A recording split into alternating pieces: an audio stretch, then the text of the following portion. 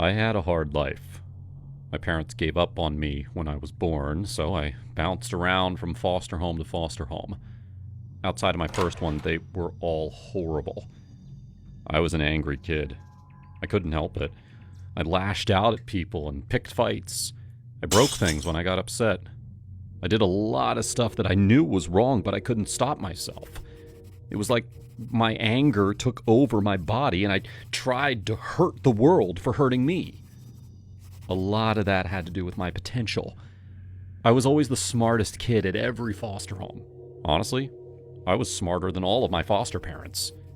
If I had grown up in a stable household, I probably would have gone to some fancy school and become a doctor. I think that was the root of a lot of my anger. I knew that I could have been special if I had a real family to support me. In my senior year of high school, I applied to a bunch of scholarships. I had great grades, even though I worked after school, and a few of my teachers looked past my rough edges and saw my potential. They wrote some letters of recommendation. Despite my limitations, I got into the college of my dreams.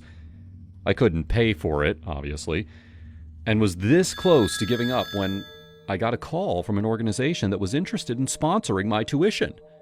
Nancy, the lady on the phone, said that my personal statement about growing up in foster homes had really impressed her. She said I had the life experiences needed to become a caring, compassionate doctor. Nancy invited me to a fundraiser luncheon where I could meet her and the rest of the scholarship board.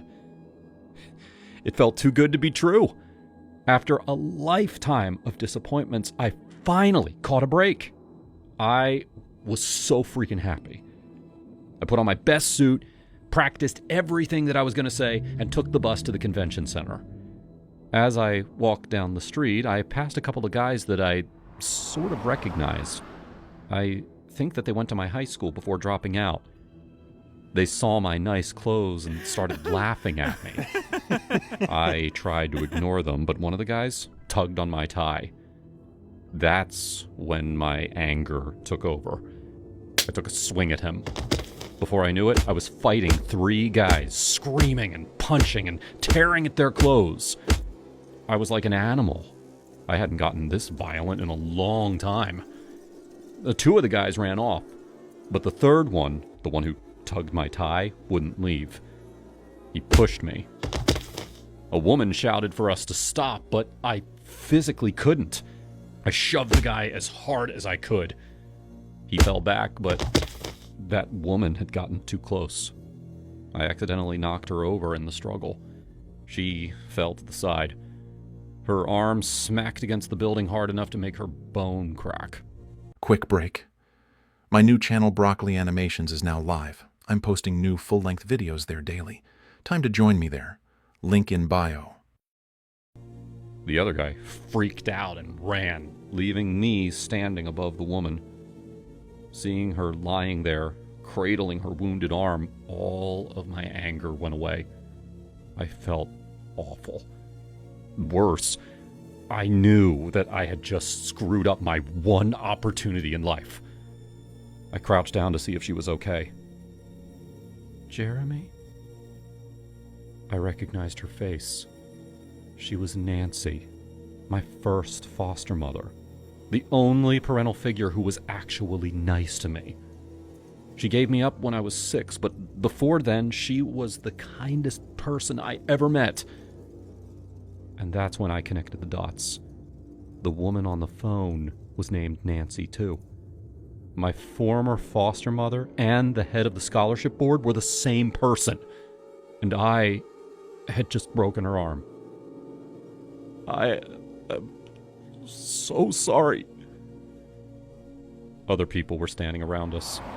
The rest of the scholarship board, apparently. Some of them helped Nancy to her feet, but the rest were glaring at me. I thought you had potential, Jeremy. I didn't have enough money to provide for you back then, but when I saw your application, I knew this was my chance to help you. But you... I kept apologizing, but it didn't matter. The ambulance took her away right afterward, and the scholarship people told me to go home. I didn't. I couldn't. I walked all the way to the hospital. Not to beg for a second chance, but to make sure that Nancy was okay. I was never meant to be a doctor. I shouldn't have gotten my hopes up. What mattered was that the one person who tried to show me kindness would be okay. At the hospital, I asked the nurse for Nancy's room number. She wouldn't give it to me, so I walked around until I found her. She was lying in bed with a cast on her arm. I went into her room trying not to cry, and thanked her for trying to help me even though I didn't deserve it. She waved me over. With her free arm, she wiped the tears off my face. "You're a good boy. Never forget that." That one comment made me feel so much better. I sat next to her and we talked. She asked me all these questions about my life. I told her everything, even the bad stuff. For the first time ever, I felt like I had a real mom.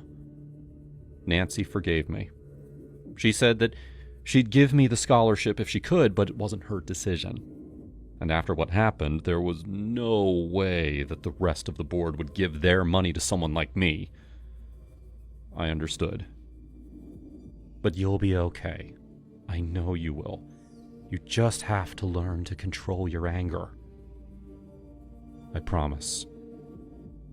As I held her hand, the doctor came in to check on her cast. Nancy introduced us and asked the doctor to take a look at my hand. All of this time, I hadn't noticed that my knuckles were scratched and bloody. He bandaged me up free of charge. You know, I was a lot like you. I used to get into fights all the time. That one comment meant a lot to me. I'm in community college now, acing all of my classes.